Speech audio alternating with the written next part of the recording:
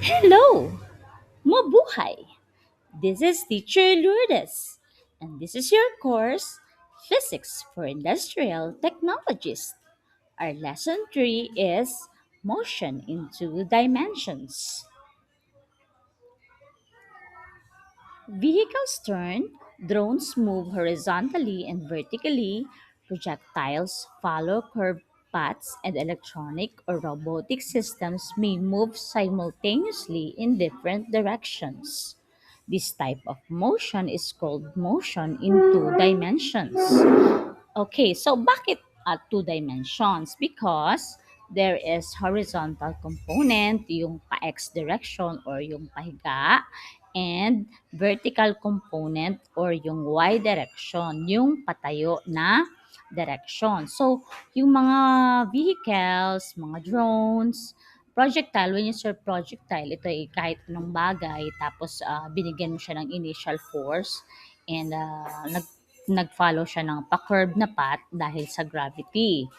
O, ang kahit anong bagay, meron silang two dimensions because there is x direction and y direction at the same time. Yung one dimension, it's either papunta lang sa north or papunta lang sa south. One dimension yun because papunta lang sa isang direction. Whereas itong two dimensions, kasama na yung pataas at pahiga na dimension. Yung halimbawa papunta lang sa east, pa y direction lang yun. Or papunta lang sa south, one dimension lang yun. Okay po? Yung two dimensions, kasama na yung ah, X and Y axis, yung pahiga at patayo. Itong components na ito ay pwedeng i-analyze ng magka-separate and then i-combine para ma-describe ang complete motion ng isang bagay. Para sa inyong mga Biotech students, kailangan nyong maunawaan ang two-dimensional motion. Napaka-importante nito kasi meron tong application halimbawa sa vehicle movement, sa robotics, sa automation, sa drones, sa computer simulations, sa inyong electronic devices, sa machinery at iba pang mga electrical systems. So now let's have our learning objectives.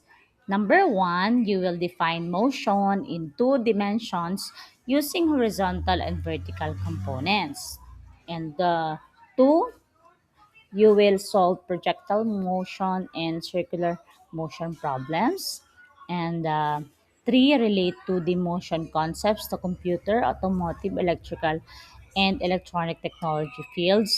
And generally, you will solve problems in motion in two dimensions. Where will it go? Imagine ninyo, ikaw ay isang automotive technology student and tinetest mo yung vehicle sa isang pakurba na daan. Ang vehicle na sinasakyan mo, for example, car, ay tumatakbo ng 20 meters per second papunta sa east and 10 meters papunta naman sa north. Ang tanong, is the vehicle really moving at only 20 meters per second? What is the actual velocity of the vehicle including its direction? Ang motion ng vehicle ay hindi completely na describe ng isa lang na number. Meron tayong mangangailangan ng magnitude and direction. Yung magnitude, yung number, yung direction, yung papunta siya saan. This is why we need vectors, and this is where motion in two dimensions begins. So, looking at this uh, diagram, number one, nakikita nyo may car na to-turn siya sa curved road. So, kung titignan ninyo itong arrow, papunta doon ang kanyang velocity. Ito ang x-axis and yun naman ang y-axis pataas. Another example of motion in two dimensions, yung nagtapon ka ng ball sa air. Ito ay isa ring projectile motion. Itong shape na ito ay isang parabola. Okay? So, meron siyang X and Y component. And pangatlo is yung drone na nag-move forward habang tumataas. So, pag ganun yung kanyang motion. Number 4 is robotic arm moving horizontally and vertically. So, pumupunta siya doon, pumupunta siya doon, pumupunta siya doon. Okay? And another example is computer-controlled machine following a two-dimensional path. So, pwede siyang paganon or paganon or paganon. And next is an electron. So, kahit siya ay sobrang liit, ang electron it or a charged particle moving through a field. For example, this is a positive field and this is the negative field. So, papunta doon yung electron. And another example is a projectile launched at an angle. So, kagaya nito, isa rin siyang projectile. So, pag ganun siya, this is also a parabola with this angle with respect to the x-axis. So, ang motion in two dimensions ay nag-occur kapag ang isang bagay ay nag-move simultaneously. Meron siyang x-axis and y-axis. Yung x-axis pa horizontal and yung y-axis ay patayo or the height. Most real-world motion is more complicated than straight-line motion. So, two-dimensional kinematics allows us to describe curved paths by analyzing their horizontal and vertical components separately. So, para mas lalo nating maunawaan, meron tayong scalars and vectors. Kapag sinabi mong scalar, meron lang siyang magnitude. Example, 50 km per hour yung kanyang speed, 5 seconds, 10 meters, and 100 joules.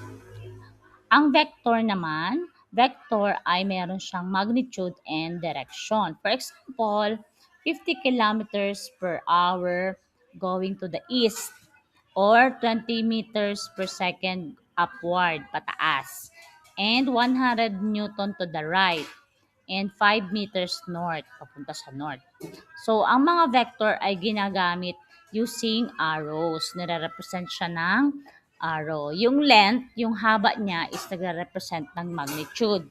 So, mas mahaba, mas malaki ang magnitude. While the arrowhead represents the direction. Yung arrow niya ang nagtuturo ng kanyang direction. So now let's discuss some contextualized technical examples for the courses you are taking. For example, sa computer technology, yung robotic arm or yung laser ay nagpa-plot siya ng cutting head. Yan. So may X and may Y axis. And sa automotive naman, yung vehicle ay nagko-curve sa highway ramp and nag-accelerate siya. Or sa electrical, yung utility wire na nakabitin sa power poles at na-analyze siya using 2D vector. And sa electronics naman, halimbawa, merong surface mount technology and pwede siyang nilaunch or ginaid using tiny components. Okay?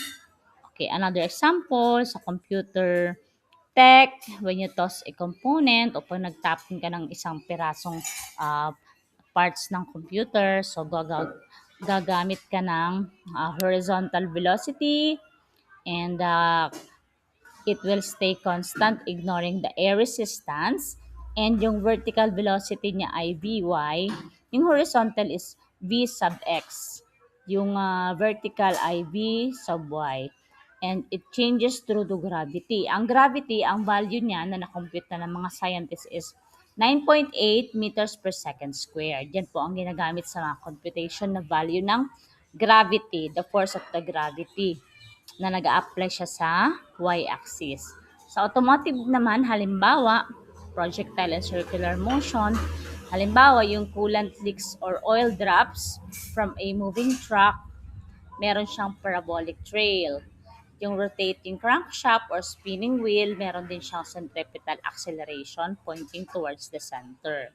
Another example sa electrical tech, yung mga utility lines between poles, meron siyang curved path influenced by the weight and tension vectors into this space. And halimbawa naman sa electron beams, ang older oscilloscope or CRT screens use horizontal and vertical deflection plates to steer an electron beam into dimensions to draw waves. So those are the examples. So, kagaya ng sabi natin kanina, Ang motion in two dimensions, it happens when an object moves along. Meron siyang both x-axis or horizontal and y-axis or the vertical axis at the same time. So, i-split natin yung motion sa x and for example, constant speed and no acceleration, i-ignore yung air resistance. Kapag naman sa vertical motion, gagamitin natin yung acceleration due to gravity na 9.8 meters per second squared ang computed value.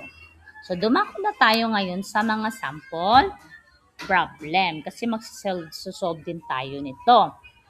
And example, ito. Yung mechanic, nag-test siya ng high-performance car and a small metallic clip flies off the outer edge of a tire with a horizontal speed of 12 meters per second from a height of 1.2 meters above the shop floor.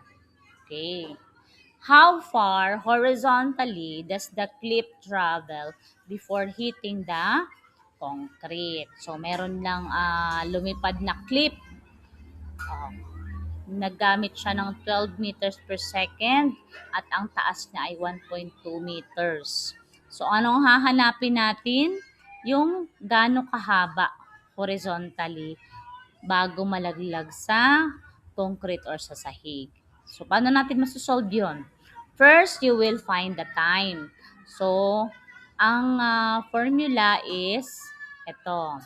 Ang formula y, ito yung y is the height. So, height equals 1/2 gt squared. So, sa formula na to ay meron tayong time. So, nakalagay na yung 1.2 meters sa given. So, 1.2 equals yung formula 1/2, yung g 9.8, and t squared. So, i-arrange natin yung formula kasi meron na siyang values. So, t equals, since meron ditong squared, para makuha natin, gagawin natin square root. Ano po? Para makuha mo yung value ng time. So, square root of 2.4 divided by 9.8. Saan ang galing yung 2.4? Ano? Nanggaling yung 2.4 dito. 1.2 times 2. Ano po?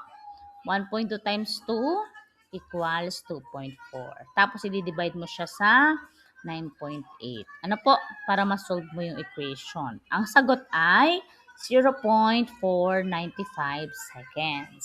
So, meron ka na ngayong value para sa time. So, gagawin mo na ngayon yung horizontal distance, yung pahiga na distance. Ang formula ay x is equal to velocity x or horizontal times the time equals, okay, 12 meters per second. Ito ay galing dito sa initial velocity times time. Ano po? Times yung nakuha mo dito, 0.495 seconds. So, imumultiply mo lang po yung nakuha mong value ng time doon sa initial velocity, which is 12 meters per second. And it is equal to 5.94 meters. So, yan po ang ating answer sa number 1 problem. Now, let's go to problem number 2. Sample sa computer technology. Okay, yung student daw ay nag-test siya ng pneumatic circuit component launcher and nag-fire siya ng diagnostic sensor at ang angle of 30 degrees above the horizontal with an initial velocity of 15 meters per second. So, yung initial velocity niya is 15 meters per second. Okay? And ang angle ay 30 degrees. Ang tanong, what is the maximum height na marireach ng sensor? Okay? Okay. Para masagot natin yung vertical component ng velocity, ang gagamitin nating formula, vertical component is initial velocity times sine theta. Okay? Sine theta. Okay. Equals 15. Ito yung initial velocity natin, 15 meters per second times the sine of 30 degrees equals 7.5 meters per second. So, minultiply lang natin. Bakit sine? Kasi meron tayong angle na 30 degrees above the horizontal. So, sine ang ating gagamitin. So, the answer is 7.5 meters per second. Paano naman natin makukuha yung maximum height? So, ang formula lang maximum height ay uh, velocity squared times the uh, uh, divided by the 2g. So, yan po ang ating formula. Height equals velocity squared or Vy squared. Itong Vy na to is siya na yung nakuha natin kanina na velocity which is 7.5 meters divided by 2g. O yan po ang formula. So 7.5 squared divided by 2 times 9.8 equals, so i-square mo to, 7.5 times 7.5 equals 56.25 divided by 19.6. Yung 19.6 times ito. And the answer is 2.87 meters. Okay, nakuha po. So, ito po yung taas na marireach ng sensor. Okay? Okay, let's have problem number 3. Halimbawa, yung robotic arm on assembly line, nag-spin siya ng test probe in horizontal circle of radius 0.5 meters and ang speed niya ay excuse me, 4 meters per second. What is the centripetal acceleration of the probe? So, ang formula naman for acceleration is, sa centripetal acceleration is velocity squared divided by r radius. So, let's compute. Acceleration equals 4 squared kasi yung 4 is given na dito, 4 meters per second, divided by 0.5 meters. Okay. So, 0.5 meters. Ang sagot, 4 times 4 equals 16 divided by 0.5. The answer is 32 meters per second squared. Okay po. Okay. So, sa pag-solve ninyo, meron namang mga existing na mga formula to solve your problem. Okay. Now, let's have problem number 4. An electrician drops a pair of heavy wire cutters by accident while working on a transformer platform. At the exact same moment, a strong horizontal blast of pressurized wind from an industrial cooling fan blows loose copper crimp sleeve off the ledge of the platform at a horizontal speed of 6 meters per second. So, merong na hulog na item at the height of 4.9 meters to the floor. Which object hits the floor first? How far from the base of the platform does the copper crimp sleeve land? So, gaano kalayo yung binagsakan ng mga items? So, let's solve. They hit the floor at the exact same time. In two-dimensional motion, horizontal and vertical components are independent. Gravity acts identically on both objects vertically. So, the initial velocity is 0. Meaning, yung downward acceleration nila, 9.8 meters per second squared, is the same. So, sabay lang silang mahuhulog kasi sabay naman silang na-blow regardless of their weight. So, sabay lang rin silang babagsak because acceleration due to gravity is constant, which is 9.8 meters per second squared. So, yung time na lang ang ng flight, ang formula ng time ay ginagamit is y or yung height equals 1/2 gt squared. Okay? So, to find the time, using the formula, 4.9. Saan galing yung 4.9? Dun sa problem kanina, equals 1 half 1 half g 9.8 t squared. So, gawin na natin 4.9 equals 4.9 times t squared. So, ang time natin is t squared equals 1. So, t equals 1 second. So, calculate the horizontal distance. Gaano kalayo yung na-travel nung 1 second? The formula is x equals Vx times time. So, 6 meters per second times 1 second equals 6 meters. So, 6 meters yung layo ng tinalbo ng item. Okay, now let's have problem number 5, sample. In a automated surface mount technology SMT assembly line, a robotic placement head flings a tiny surface mount resistor off the line at an angle of 45 degrees above the horizontal. If the resistor lands on a expansion tray located at the exact time vertical height as its launch point after traveling a horizontal distance of 0.8 meters, what is the initial launch speed? So, to solve, the launch and the landing points are same vertical height. We can use the horizontal range for projectile. Okay, ang formula for horizontal range or R is initial velocity squared and sine 2 times theta divided by g or the 9.8. So, gagawin na natin, substitute the known values, yung binigay na range ay 0.8 meters and theta is 45 degrees and g is 9.8 meters per second squared sa formula. So, solve na natin yung V, initial velocity.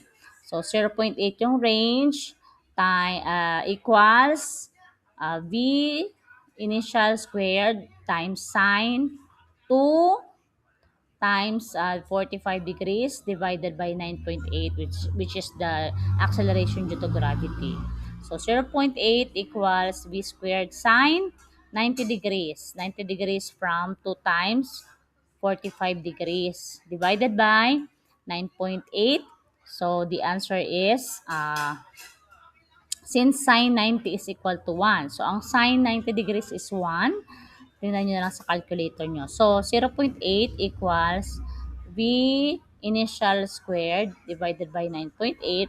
So, substitute to solve the solution, you have to multiply 8.9 by 9.8. Okay? The answer is 7.84. Kasi ito, di ba, ganyan yung equation niya. Para makuha mo to, ta-times mo to itong dalawa. Okay? The answer is 7.4, 7.84. So, ito po ay naka-squared pa, so kailangan natin kunin yung square root. So, the initial velocity is the square root of 7.84 and the final answer is 2.8 meters per second. Ito po yung bilis or yung velocity ng ating bagay na lumipad. Okay? So, that's our lesson for your student activity. Answer this in a piece of paper and also this. Okay, i-pause nyo na lang and show your solution for all of this problem. So, kahit anong inyong major, lahat po ito ay sasagutan ninyong 1 to 5. Show your solution. Pag walang solution, wala pong points. Okay? And for our summary, remember, my future industrial technologist, physics is not simply about memorizing formula. It is about understanding how things move, how machines operate, and how technology interacts with the physical world. Kahit ikaw ay computer technology or automotive, electrical, or electronics, ang motion po sa two-dimension ay something you will encounter in real technological systems. So, whenever you see a drone, a vehicle na naliko, yung robot, or machine nagla-launch ng object, remember, behind that motion is physics. and behind physics is a way of understanding how technology works. So this is your teacher Lourdes, reminding you that learning physics becomes meaningful when we connect it to the technology around us. Keep learning, keep exploring, and keep applying physics. So thank you so much to my references. These are my references. And this is your teacher Lourdes saying, mabuhay!